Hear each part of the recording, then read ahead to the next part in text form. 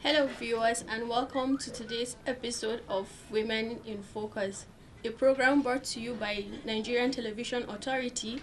This is a program which is aimed at and designed at highlighting and giving accolades to women who have contributed to the development and change in our country. Here, we celebrate women who are not just achievers but are mothers, educationists, philanthropists, teachers, role models, and mentors. So, what are you waiting for? Join me as I bring to you exciting stories, highlights, and also the daily struggle of our Nigerian women.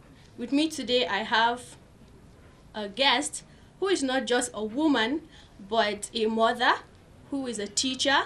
She's a philanthropist, a hero to many, and also an educationist. I'm your host, Umar Rahila. Stay tuned.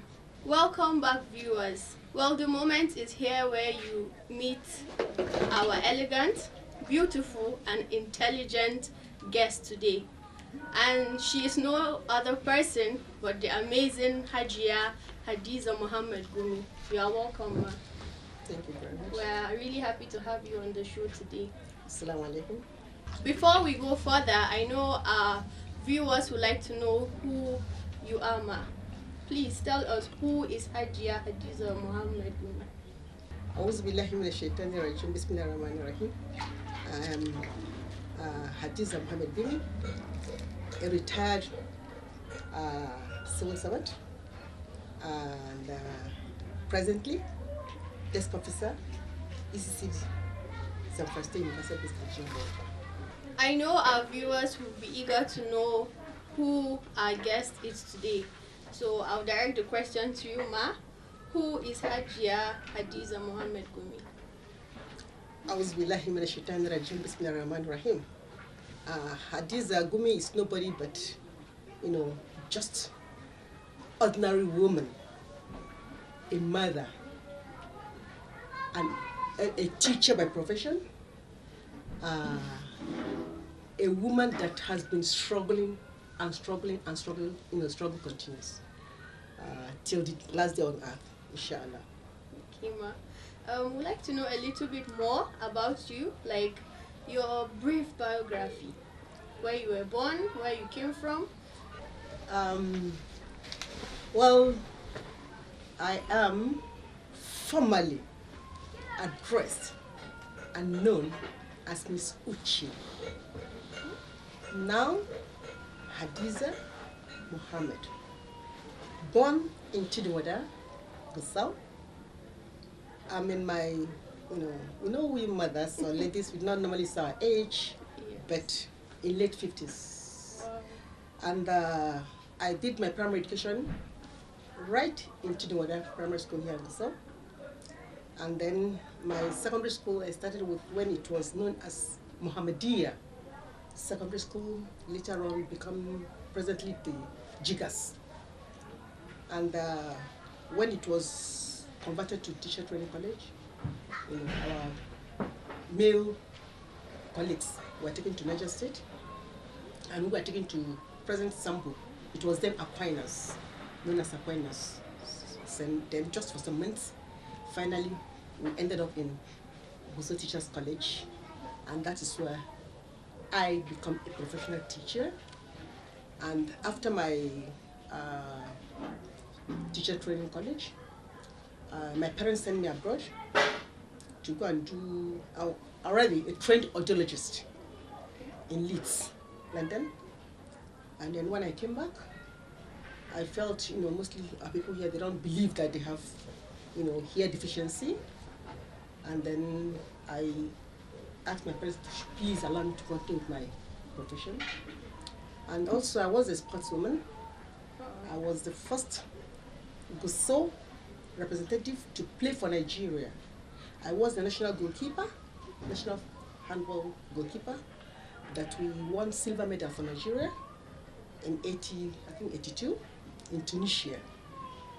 And I continued my educational with the sporting activities, with my teaching, all, together. And then finally, while we were in Sokoto, it was under Sokoto State then, and I was given an assistant head teacher From there, I was promoted to head mistress. It was head mistress then, but now referred to as head teachers. Then I headed, schools like Marfadam Baba, Model Primary School, Sokoto, Murishinkapi, and then Waziri Model Primary School, Sokoto, then Muhammad Bankano Primary School, Sokoto, as a teacher, before our state was created, Zamfara State. So myself and my husband, we came back. And then I was posted at a Township Model Primary School. It was then, running 2 shifts, morning and afternoon session. I was heading afternoon session, though it went through different processes. That is now presently, morning session, and then, so that's it. So it was there that I retired as a head teacher. Then after retirement, I was called back as a supervisor on contract basis. And then with the local government, Gusau local government. From there, I was then, we went for certain examination on quality assurance, evaluation. I've become quality assurance, yes, with the Zamfara State Universal Basic Education Board. Then from there, I was given a desk officer to man the early child care education, that's ECCD. So in Zamfara State now, I'm the desk officer ECCD, Zamfara State. And that is what I am, Present. Yes, presently. Okay, viewers, you have actually heard the amazing biography of our guest today. I am sure you want to hear more, but we have to move forward. So Ma, you have mentioned how you've worked in so many organizations, schools, and what have you. So, as a mother, we know it will be very challenging to balance both lives. How did you do it? What are your secrets? Well, to me, I think it's the work of God. Because even if you want to do something and you don't have that, God did not direct you to do it or ordain you to do it. You can't do it. And Alhamdulillah, I thank God for that.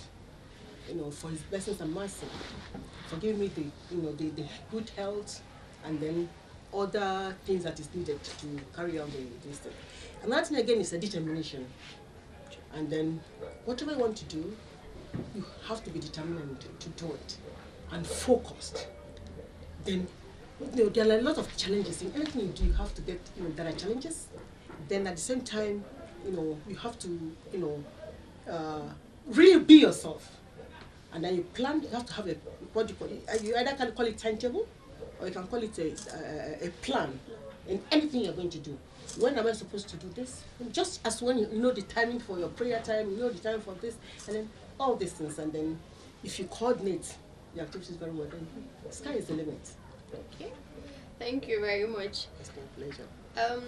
Ma, apart from you being a teacher and a mother, a wife, we have also heard about your amazing philanthropist work, where you have helped women and children and the less privileged within the state and the country at large. So we'd like to know a little bit more about your NGO.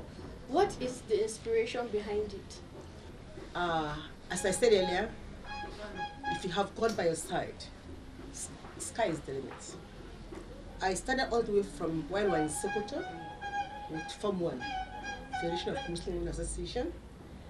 I was the auditor then of Sokoto State, and that was where my strength started growing. Then from there to other NGOs, MSO, Anor Women Association, Zumrat, lots of them. And then sometimes it is not my making. Some people, I don't really look for it.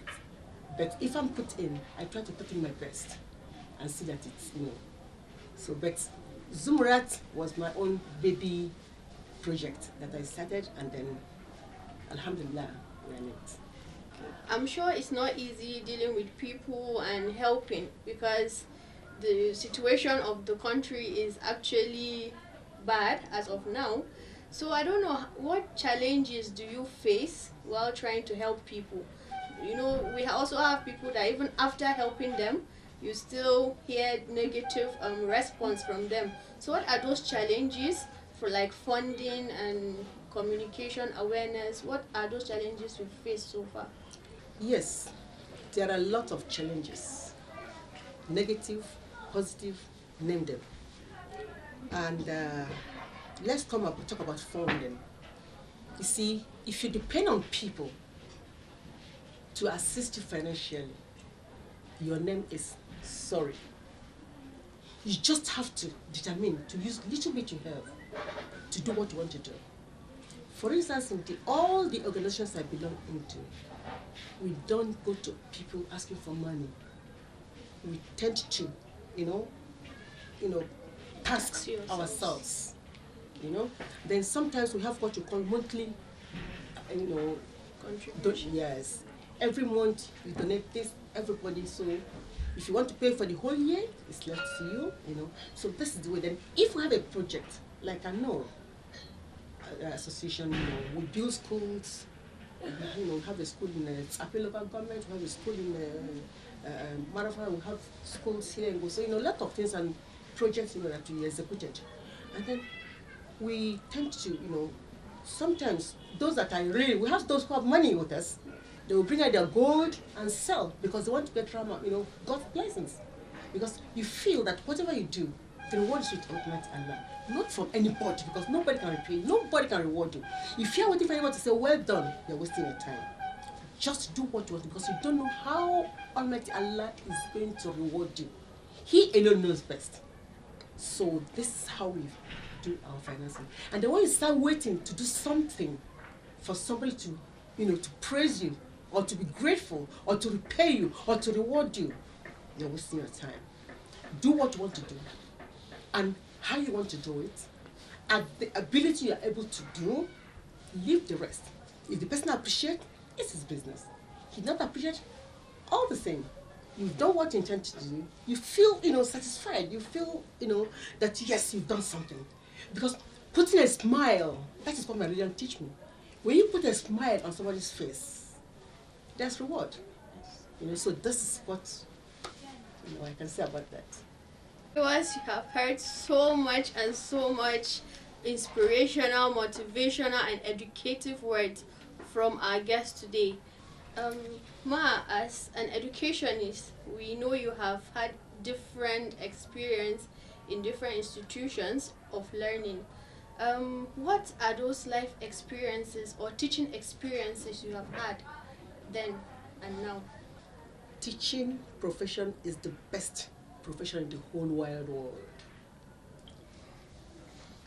It is true now that it's adulterated as it used to be, because some people just crash land to become teachers. During our own time, you are trained. You are a teacher. You teach almost all subjects. Then you are taught how to improvisation of materials, raw materials. You are taught, philosophy, psychology, everything. So you don't need to start thinking of what am I supposed to do or what. No, you all have everything, just in one place for you.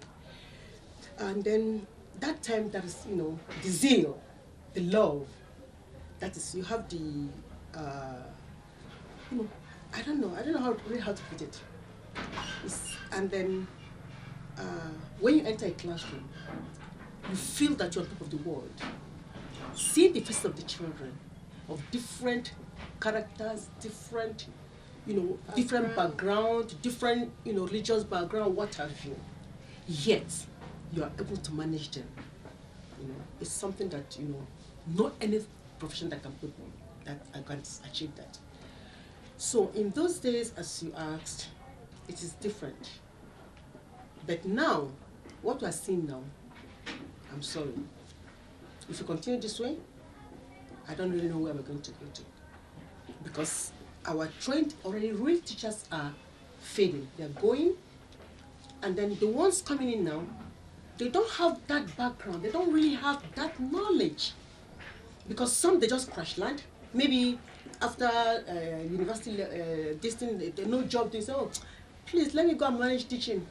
You know, no methodology, nothing. You see, so this is just a problem. So I just hope that the government will bring back teacher training colleges, at least in this Zamfara state. Let's have at least 3 in 3 zones, so that we start giving the teachers what they need to know. Then those that have already crash landed, let them give them what, because in those days they used to have what they have pivotal, you know, so they will still have that basic information on how to, you know, handle classes.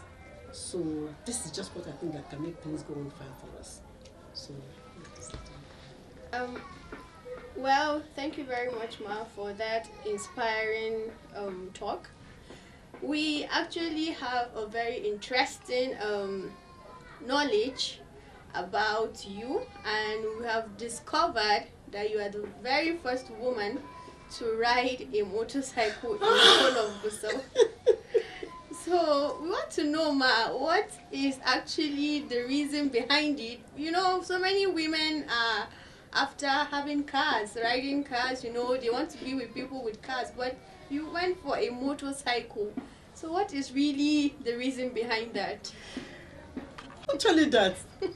Somebody did. Yes, actually. Yes, it is. You know, I think during our own time, rather, yes, I was the first lady in Gusau, while under Sokoto State, to ride. I had Vespa, then this lady machine, my cycle, and then no one taught me how to do it. And then I started with bicycle. No one taught me how to ride bicycle. From there, I got my machine. I started riding machine, and it's great for you to have ideas on all these things. If, for instance, in your home, your husband has a motorbike, and something come up in the house, no one to go. Just climb on a motorbike, go where you want to go to. Like my profession, going to the, you know, to the bush. You know, there are places that vehicles cannot get into. If there's a motorbike, just like when we went around sometimes, and then there was a place that we had to go to. Vehicles cannot go there. I just had to give me one machine, motorcycle. I took the motorcycle and then carry somebody, on we go. We do the job and come back. That's it. So it's beneficial for a woman to be able to do most of the things that, you know, she thinks is not important. Just like driving a car now, you know how to drive a car. Someday you can go out with your husband, and then he might be sick on the way. Just manage him, put him at the other side, then pick the car key, manage the car, take the car where you're going to go to. So these are just, you know, do I say it's a game, and at the same time it has its own benefits. As I said earlier, there are places that vehicles cannot go to. There was a time we went for on national assignments, you know, this statistics something studies. I went to Wonaka. There was a place I went to, no vehicle. I had to climb Jackie. I had to, because it's the only option for me to get where I'm going to. There was a place that I had to ride on bicycle because I want to achieve. We cannot wait for people to come and do the job for us. We must do the job for ourselves. Or you're a supervisor or whatever. You're going to, you know, places that vehicle cannot go to. You have what you have. Use it. Utilize it. For instance, there are works I did for UNICEF, like I'm doing to, you know, villages in Kauramada, Walo, Madira, Tudu Madira. You know, those places. It's only machine, motorcycle that can go there, and I was there. So if I cannot ride, then how can I get there myself? You see, so these are the benefits of all these things.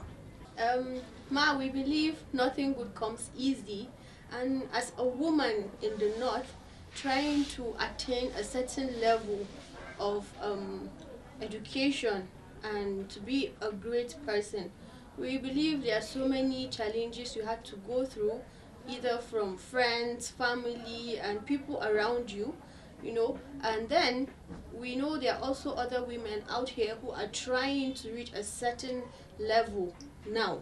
So what are those little advice you have to give to women, especially women in the north? Because, you know, so many people have this mentality that the woman's education ends in the kitchen, or a woman is not supposed to reach a certain level of education.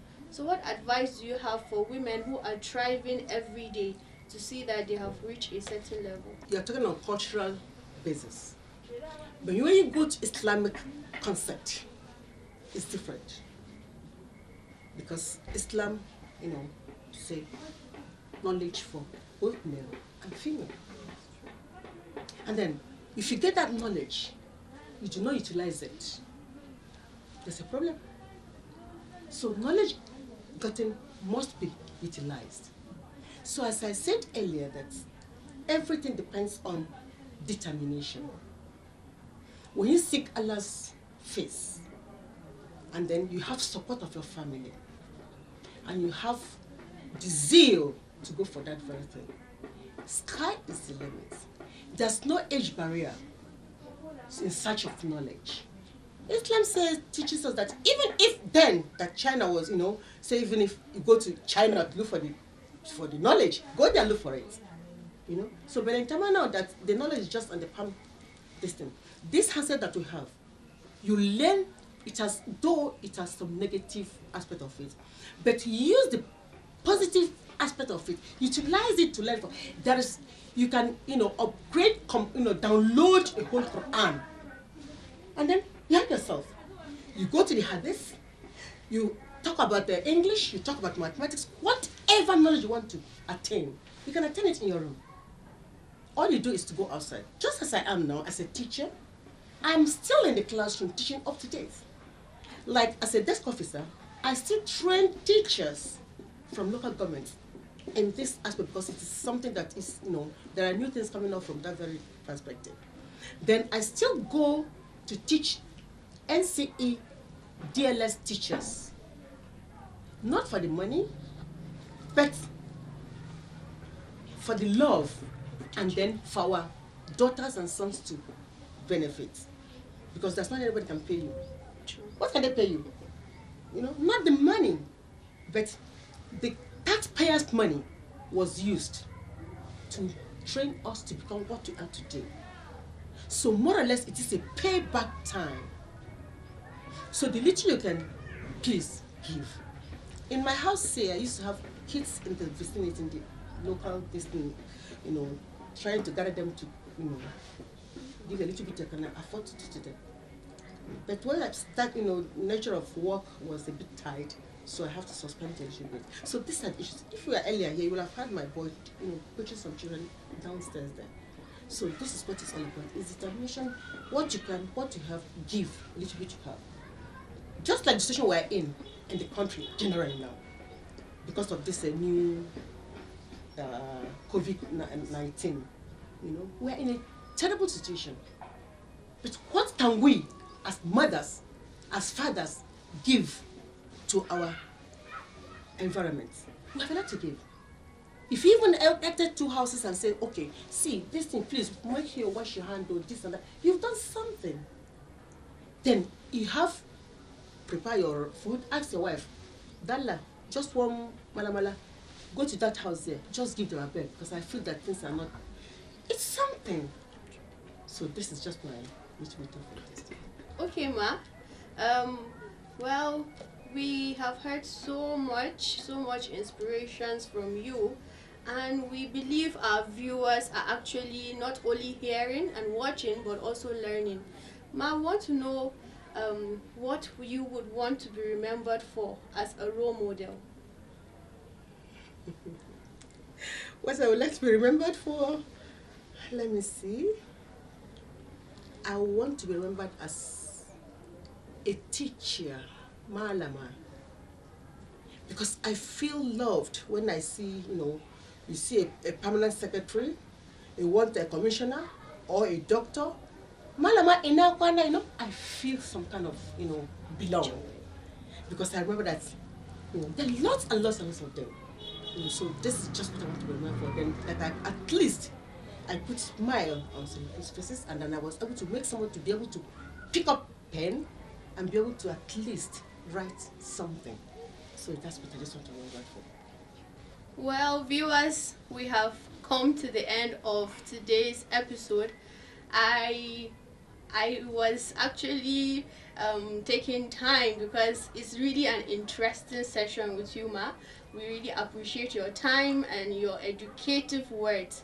We also believe that the individuals watching and also the government will hear what you have said and also put action into it. I actually picked a word from you today, Ma. You said the education system has been adulterated, which is very true. So we pray and hope that things will get better for us here in Zamfara State and Nigeria at large. I remain your host, Umar Rahila. Join me next week as we bring to you more and more exciting programs here on Women in Focus. Stay tuned.